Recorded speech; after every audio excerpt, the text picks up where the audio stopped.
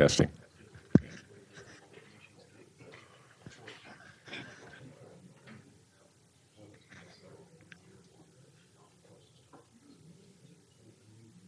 Want me to start? Okay. You want to start us? Hold down until it's green.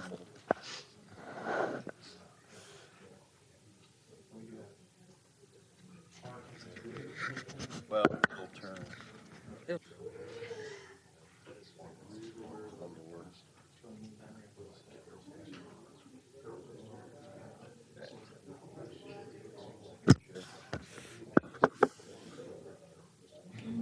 You have to hold it down.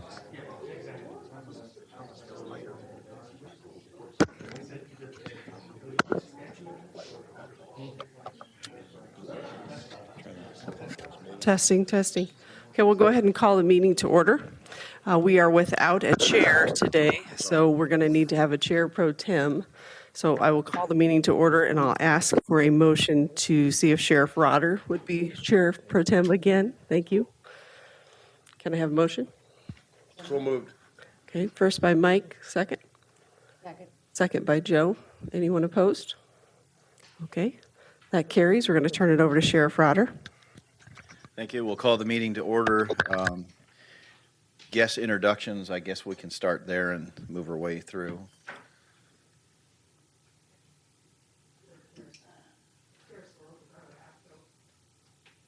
I'm Nina today. I'm sorry, I'm Nina. I guess we're short of Nina person, so I'm Nina. He's going to be APCO. Joe McCarville with Iowa APCO.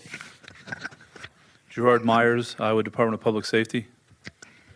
Rob Rotter, Iowa County Sheriff, ISSDA. Lawrence Hart-Pence, Iowa Geographic Council. Joe Duckworth, Iowa Emergency Management Association. Mike Bryant, representing the Iowa Professional Firefighters from Ames. Blake Tarushi, Iowa Homeland Security Emergency Management 911 Program Manager. Wayne Johnson, CenturyLink, representing large telco.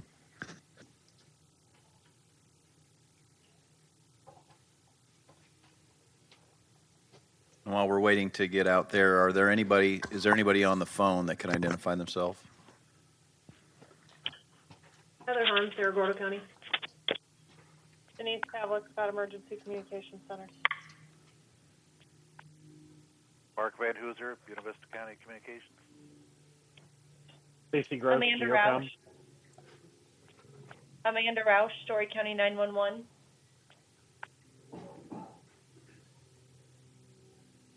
Okay, thank you. Mike Myers, representing CenturyLink, GES Manager. Jim Lundstedt, Department of Homeland Security. Josh Humphrey, Iowa County Emergency Management. Jeff Anderson, Marion County Emergency Management. Jamie Robinson, Mahaska County Emergency Management 911. Josh Stevens, Mahaska County Emergency Management. Alice Wisner with Legislative Services Agency. Kathy Engel, Iowa Senate Democratic Caucus staff. Diana Richardson, Raycom.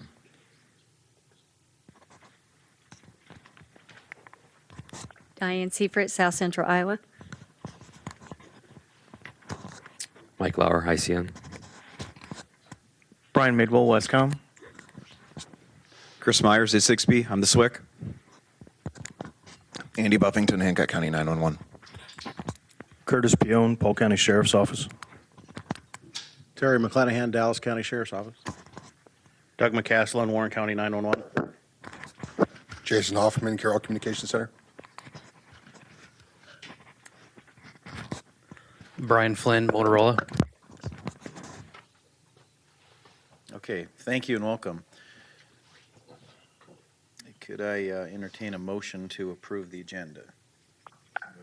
You have a move. Anyone second? Second. Very well. All those in favor? Aye. Blake, can you give us your reports? Certainly. Good morning. Not a lot to discuss today, or at least not a lot of changes or or too much of note. No change to the number of PSAPs with text to 911. Since the last meeting, we still have 5 PSAPs that remain unable to receive text to 911. We're still working through various technological issues with those. Expect that number to be down to 4, at least by next month's meeting. This is the time of the year where our office gets a lot of the forms in from the PSAP, so we have a long ways to go, actually, and I'll be sending out an email reminder to all the PSAPs to give you an update on where those kind of sit. 50% have submitted their PSAP update form, about 25% their service board membership form. We're only at about 10% for data collection. Now, as a reminder, that January 1st deadline on the expenditure collection is kind of the administrative deadline. The fiscal year that you're reporting on ended 6 months ago, so you should be able to submit that. The deadline that we actually start withholding funds is not until March. It gives us time to get that data in, look at it, make sure it makes sense, and if there are any corrections that are needed, kind of gives us a buffer, and the PSAP's a buffer to make any corrections. So that's some of the reasoning for the administrative deadline on that. But again, that's about 10%. And then 20% have submitted their updated service plans and bylaws. So again, quite a ways to go, and I'll be getting out an email reminder shortly.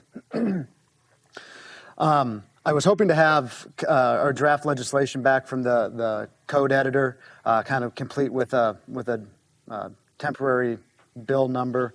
Haven't gotten that back yet. As soon as I do, and it's the version we're ready to submit, I'll make sure to get that out. There's really not been any changes from what was provided earlier. Maybe a couple tweaks, actually, kind of expanding some of the eligible items that the local service boards can make payments on, and that was based on feedback that we received on the initial drafts that we had prepared and sent out. So again, just a couple tweaks, but it's actually broadening just a couple terms, basically, to allow service boards a little bit more leeway. Again, hopefully we'll have that out before Christmas. I did present at the Joint Public Safety Legislative meeting a couple weekends ago.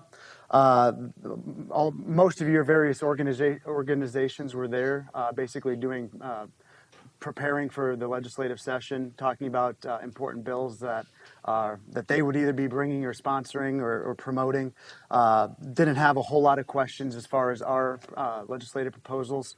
Was able to answer a couple questions, but the way I've kind of described it is a lot of your organizations have bigger fish to fry than our 911 bill. But the offer remains, if any of your organizations want kind of a one-on-one type presentation, that offer remains. We'd certainly come do that presentation on our proposed legislation.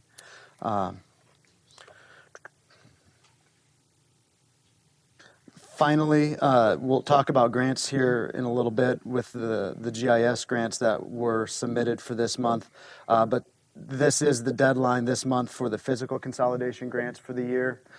So I think most of you are aware that none were submitted. So that $7 million that was allocated for physical consolidation will be split by the number of PSAPs in the state, which is 113. Also part of that $7 million is the $100,000 for council travel, public education, and training. So kind of depending on where that falls out, the PSAP should be receiving around about $62,000 or $62,000 at the end of the fiscal year as the pass through as we zero out that $7 million allocation to the PSAPs. I believe that concludes my report. Are there any questions?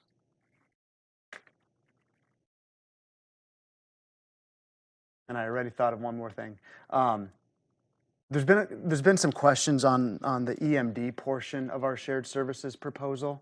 PowerPhone was the company that Zetron coordinated with and brought forward. We're planning on doing some educational webinars about PowerPhone. There's only a couple PSAPs that currently use that service, and I think it's more that, you know, a lot of folks use ProQA. They're just not familiar with PowerPhone.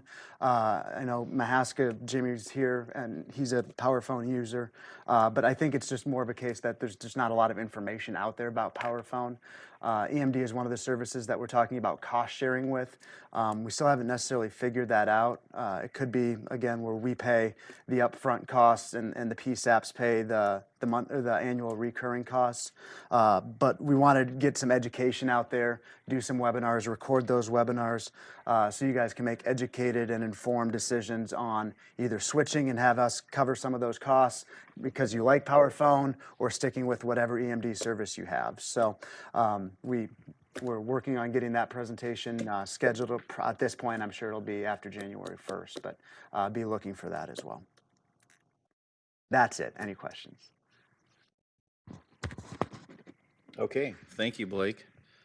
And that carries us right to the carryover fund PSAP GIS grant applications. Any issues with those applications, Blake? Just that there's 10 grants submitted, nothing really out of the ordinary as far as I'm concerned. A total of $148,000. Like I said, nothing really out of the ordinary. By the time I submit them to you guys, if I've had any questions, I've talked to our GIS folks.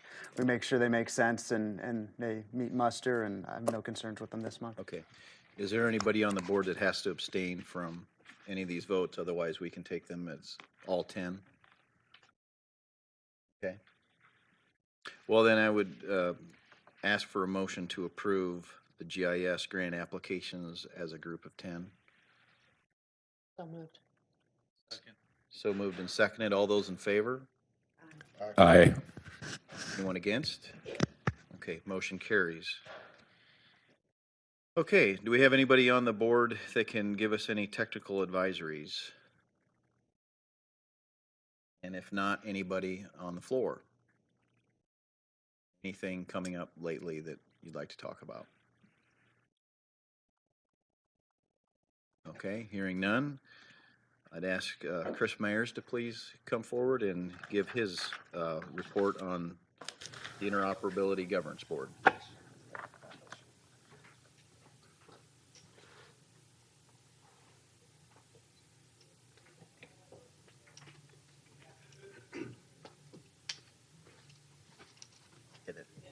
Thank you, Sheriff.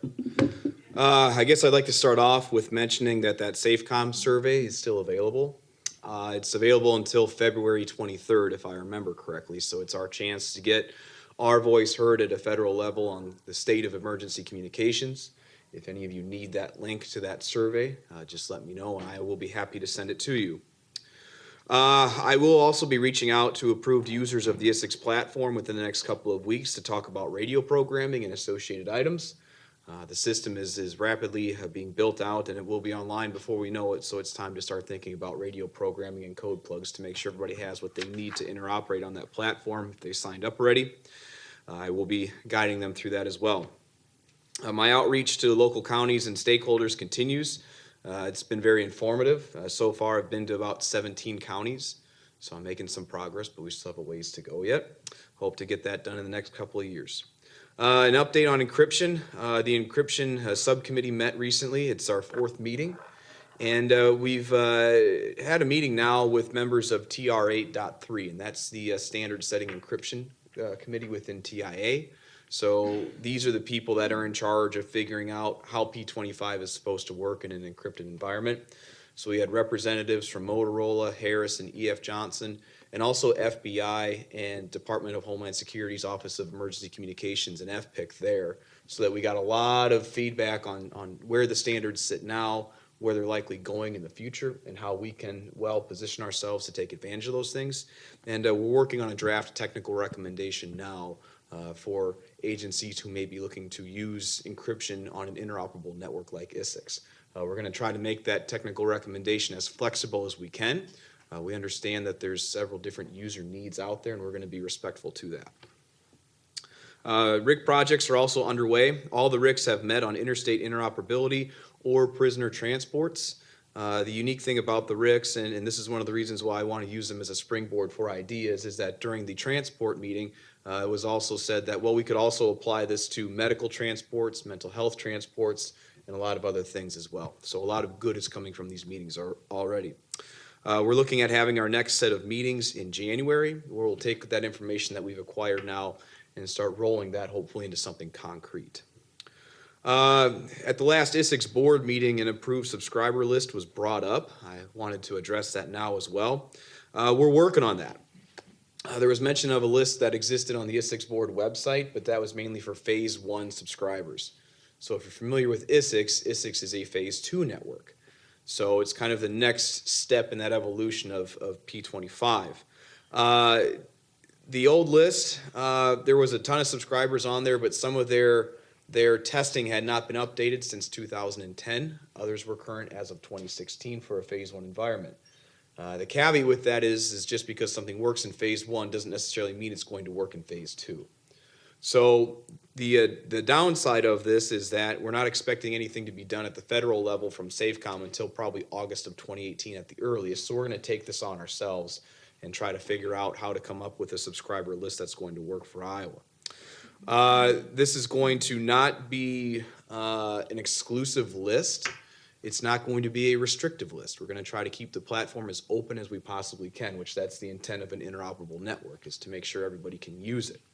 The things we're going to be looking at for the most part are what are the core tenets of P25? You know, push to talk, let up to listen, the roaming, the things like that. Those will probably be the benchmarks that we use. I'm already in discussions with various manufacturers on, once we have our list of desired features set up, sending the manufacturers that list and then say, hey, is this going to work for you guys? And we're expecting for the most part to get yeses back, but at least then we have some verification from those manufacturers that their devices will work on ISICS, and then we can post that on the website so everybody can be informed. So again, my hope is that we have a nice array of subscribers from all the manufacturers, you know, the Harrises, the Motorola's, the E.F. Johnsons, the Tates, the Kenwoods, the ICOMs, everybody. One last thing, the National Governors Association is looking at having some meetings for interoperability. This is designed to be some pretty expansive talks. I'm on the list of what could be considered a required attendee, so I wanted to make sure that I converse with Blake before we go down to those meetings to discuss these things. I want to make sure that we get the 911 Council's perspective in this environment that we're in now with emergency communications, so that we come forward with a well-rounded and well-representative stance when we're down at this meeting. So with that being said, that's all I have today. Are there any questions? All right, thank you. Thank you, Chris. Kara pointed out that I barreled over the approval of the minutes of the November meeting, so I will ask, did anybody have any issues with those minutes as presented? If not, I would entertain a motion to approve those minutes. Is there a second? I'll second. All those in favor? Aye. Against? Motion carries. Next, Jim, do you have a report for us from Office of Homeland Security, Office of Emergency Communications? Just two quick updates to reinforce what Chris briefed on the SAFECOM nationwide survey. We encourage you to take the time to give us feedback and help us understand as we complete the nationwide baseline capabilities assessment, which that drives. That will inform future grant guidance as well as policy for the National Emergency Communications Plan. So it's important we have your voice so that we have a current understanding of the landscape, not just interpreted by us feds. The only other thing I would bring forward at this time is you're familiar with the FCC's recent task force on optimal PSAP architecture. OEC has selected 5 states to begin working on one of the recommendations of the TFOPA, which was the Emergency Communications Cybersecurity Center, or EC3. One of your fellow Region 7 states has stepped up and asked to work with us on that.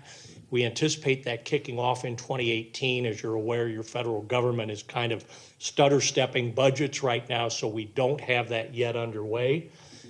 We anticipate that being a partnership with APCO, NENA, the FBI, FCC, and our National Cybersecurity Communications Integration Center, the NCIC, and OEC will kind of be spearheading that effort to develop an EC3 design. This is prototypical, and if the myriad of states that have been selected represent the correct population basis, we'll probably have something by the 2020 timeframe, I think, is where that's going to fall out.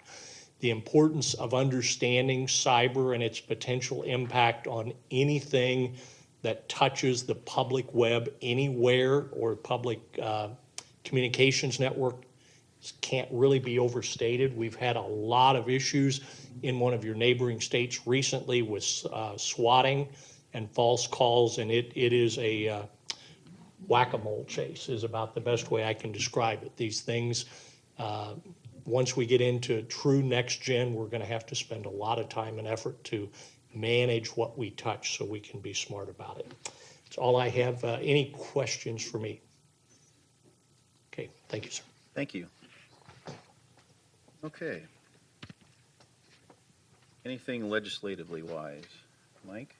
I don't have anything in particular, but I think most days I'm an optimist, but cautiously pessimistic. Anytime there's legislation proposed on the 911 things, I think it opens up Pandora's box for a lot of things to be looked at, given the fact that the $7 million virtually wasn't used for any physical consolidation, as a lot of people at the time had hoped maybe for. And the tightening of the state budget, I would just say, stay tuned. Thank you, Mike. Anything else? Okay. We do have some training fund requests. We have one from APCO, funding request for the spring conference for $5,000. Would you like to speak on that?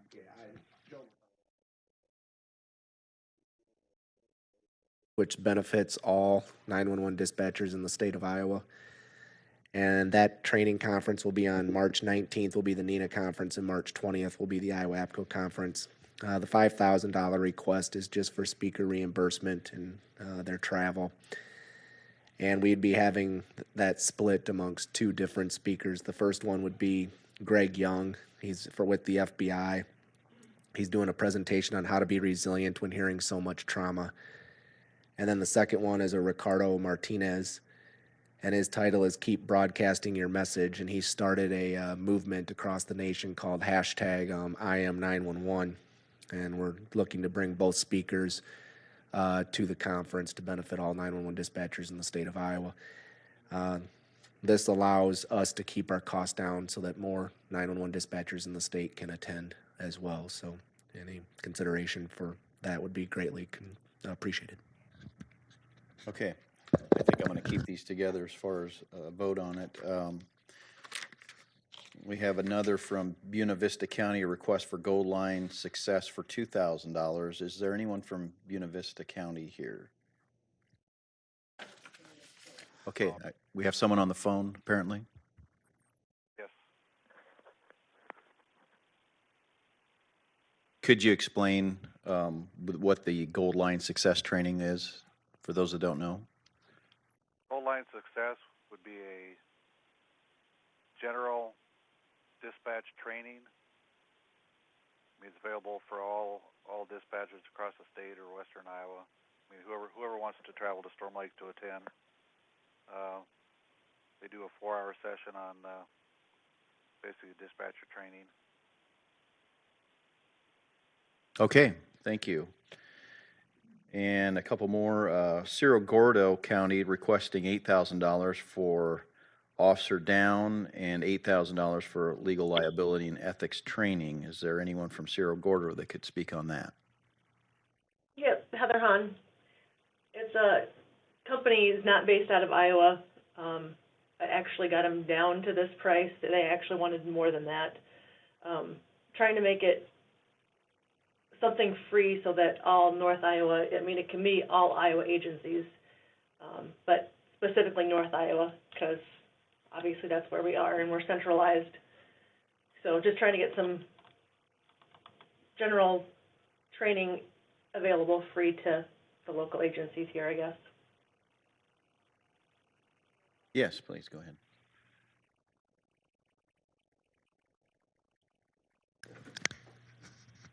This is Joe McCarville for Cerro Gordo. I just had a question on your training. Is the training for 911 dispatchers?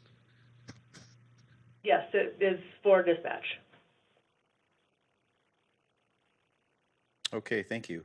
I think it's great that that areas are putting together training like this for open to everybody. I mean, that's exactly the type of thing that we're looking for with this type of funding. So this is nice, and it's nice to see it getting out there out in the state. So with that, any other comments or discussions about these requests? Sheriff, I need to, before any motions are made, I need to make it known that I need to abstain from letter A, the APCO one, and letter B, the Buena Vista request. Okay, we can take the first two, Buena Vista County and the APCO, or I'm sorry, you're abstaining from the APCO as well? A and B, yes, abstaining. Okay, but not from the APCO request? APCO is letter A. I'm sorry, I was looking at on C, the two there. You're not abstaining from those. Okay, very good. Okay, with that, yes. Just more for the record, I know I put it in the email to the council. At this point, we've spent only about $8,000 out of that $100,000 pot for training. We generally don't spend a ton on travel, so I fully recommend supporting these training sessions. I have a couple more people that have asked some questions, and I anticipate some more. But let's Absolutely. If there's any PSAP or organization that's looking at doing some training, and it's a funding issue, please let us know, because as Blake explained, it's money that we need to spend for this, and I'd hate to see it not get used. So with that, I'd like to entertain a motion to approve the APCO funding request for the spring conference at $5,000. You have a move? 1 second? Okay. All those in favor? Aye. Against? Motion carries. And then we can put the other two, actually it's two requests and one request, Buena Vista and Cerro Gordo County. Can I entertain a motion to approve that request? Sure. Yes. I need to abstain from. You bet, you bet. Okay, so taking Buena Vista County, do I have a motion to approve that request? Motion and second. All those in favor? Aye. Against? Motion carries. Okay, moving to Cerro Gordo County, 8,000 and 8,000. Do I have a motion to approve? I have a question. Yes. Is there size on the, is there a class limit size? Class size limit? Okay, from Cerro Gordo County, the question is there a class size limit to these training opportunities? When I talked with them, they said there was not a limit. I had a training here last May and was able to get 80 dispatchers here, and I would anticipate going over that 80, maybe up to, between 80 and 100 people per day, I would guess, could come. Okay, that's a great turnout. Thank you. Any other questions? Okay, motion to approve. A second? Second. Very well. All those in favor? Aye. Against? And motion carries. Okay, our items for discussion is, first one, see something, say something from the PSAP perspective. Do we have anyone that can speak on that? I'm not sure who that's supposed to be.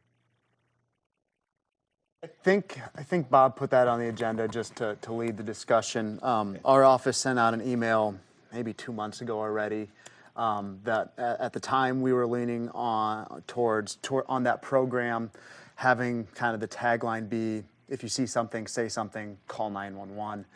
John Benson presented on that back in October. We've gotten a little bit of feedback, and most of it's been, if you need to call 911, we don't anticipate this being an overly burdensome amount of requests or calls into our answering point. That's been most of the feedback, but I think Bob just kind of wanted to lead that discussion or at least open it up if there were any other concerns, kind of listing that call 911 as Right. part of the See Something, Say Something campaign. Right. Well, ideally, if somebody sees something and they say something in the county where it's happening, that would be nice. And maybe that's something that we can approach with some of our money that we use for, as we're talking about text to 911, maybe that's another subject that maybe needs to be looked at going forward. And maybe even training opportunities for dispatch, because I imagine there's probably a lot of dispatch centers that, while we try to keep people informed, maybe won't know about this program. Okay, anything else on that subject? Very well. We need to look at officer candidates for our election in January for this council. Do we have any so far that have volunteered? Kara, are you aware of anyone that's well? Yeah, I thought Rob Dennert said he would remain on as vice chair. I haven't heard anything else. Just for everyone, it's in the bylaws, it's a 3-year term. Elections are in January, and mostly just want to have the discussion now, so we're not sitting here next month looking at each other with no ideas in mind. I don't know the status of Sally, if she's expected back anytime soon, or what her thoughts are. Right, and I think it's kind of a wait and see thing, and given that's the case, I don't know that she would be at this point willing to take on or continue taking on the secretary role, just not knowing what her treatments are going to bring, and that I know she's available to help us in any way and obviously wants to, but whether it would be taking the lead role in that position, I don't know that that's probably the most prudent thing at this stage. So, Kara, I don't know if are you interested in that role? Okay. They're not hearing you.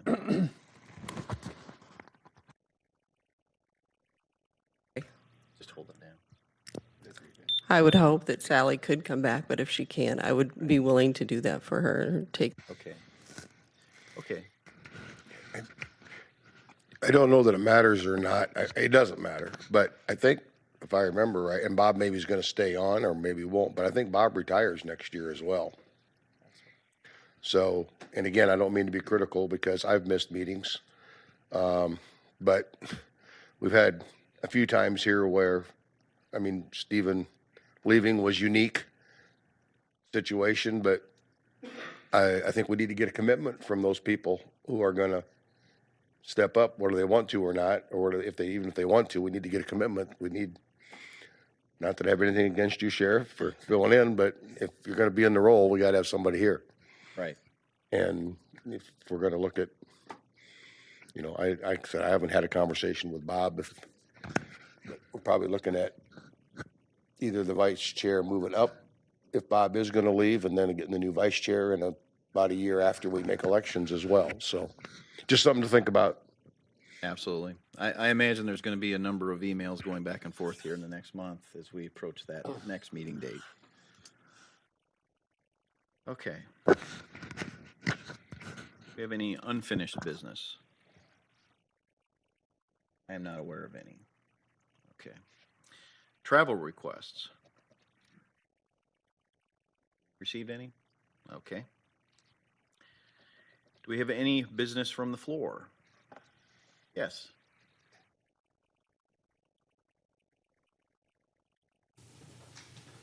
I just wanted to bring up to the to the council.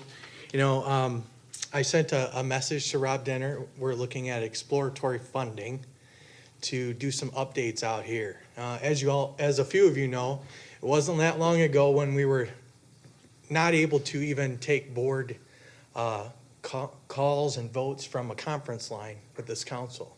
And now here we are streaming live, interacting with people real time on conference calls and everything else. So I put together a little proposal that I'm hoping we can co-fund. Again, this is a exploratory funding between this council and the ISICS board to kind of provide a couple of updates that would significantly enhance what we're doing out here with the video studio. The numbers, I'm sure Rob will submit to everyone just so you can talk about them. But I know you were talking about money earlier, so what better way to spend it where you use it. I think we would all agree that the outreach that you guys have, that both board and councils have received through the use of this facility has been significant. And so, no pressure. The city is happy to hold us, happy to have us. We're not in any danger. It was just one of those things that we saw an opportunity that maybe both boards could help provide some needed upgrades for their system. So like I said, Rob Denner has a package. I don't know if he's on the phone or not, but hopefully he'll share it with you guys, and we could look at possibly using some of that money to enhance this facility a little bit and enhance what our user experiences are when we're doing these councils and board meetings. Very good. I don't think Rob is on the phone. If he is, I'm not aware of it. Okay. Okay. Thank you. Mm-hmm. Yes. I just had a question quick, for the, and not for you, Sean, sorry. For the mental pause, for the training, monies that we approved, for at least the ones that are in Buena Vista County and Saragota County, does it take, if council members want to go to, I know it's for dispatchers, but I always think it's good if, our council is represented at these types of meetings as well. But does it take a request ahead of time for travel reimbursement to those areas? Maybe just something Blake can check on and get back to us before they come up. I think that's always been, something that we've approved. Yeah, and I've gotten a couple questions, not for any of these, but for future training courses that might come before us about paying for travel costs for the attendees as well. I'm not saying we can't do it. It's a lot of paperwork. Again, we can work through that.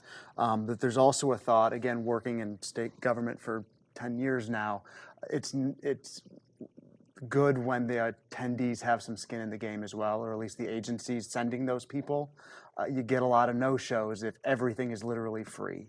And so I'm not saying we can't pay for individual travel, but I'm just cautioning about it. That being said, for council travel, if that's the decision of the council that they want to have somebody there representing the council, Right. All of you are already in the pay system, that becomes a whole lot easier.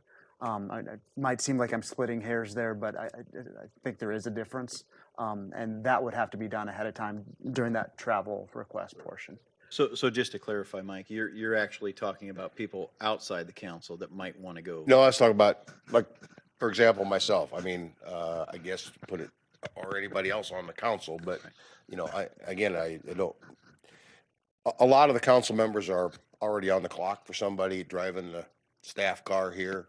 Prior to my retirement, for some of us, on this board or council, we actually had to take vacation from work. We drive our own cars. So I do put in for mileage reimbursement. Now that I'm retired, I don't really have a job. I don't have anybody to send me, to those things. While I represent an organization, I could go back and ask them, yes, or as a representative of the council, I don't get paid to do this. I just would like to be able to get my mileage reimbursed. if I was to go to one of these events. I wouldn't have hotel, motel meals or any of that, but just to be able to either go look, learn, and listen, as well as, be a representative, or if others want to go, or if it's in an area where we could carpool, if somebody else was going, I think that's always a good idea as well. If somebody from here is going, I'd be happy to ride along. And I think that's the type of travel request that we're used to and shouldn't be a problem. Right. Okay. All right, any other issues from the floor? Okay. I have nothing left in the agenda. I would entertain a motion to adjourn.